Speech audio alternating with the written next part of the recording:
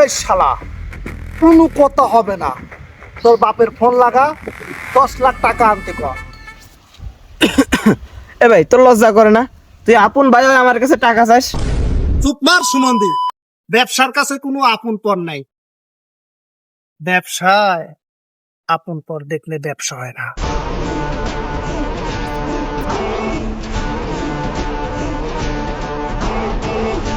এই, আমাদের লাগবে টাকা। ওরে উদুম চুদুম মার দে। আর ওর বাপের 10 লাখ টাকা আনতে সময় খুবই কম। টাইম নিস না ভাগ্নে। মামা, আপনি কোনো চাপ নিয়েন না। আপনার ভাইগনা আছে না, টাকার ম্যানেজার আছেন। আর মার এই শালারে এমন ফেসা ফেসমু, শালার বাপে হাইগা এলাম।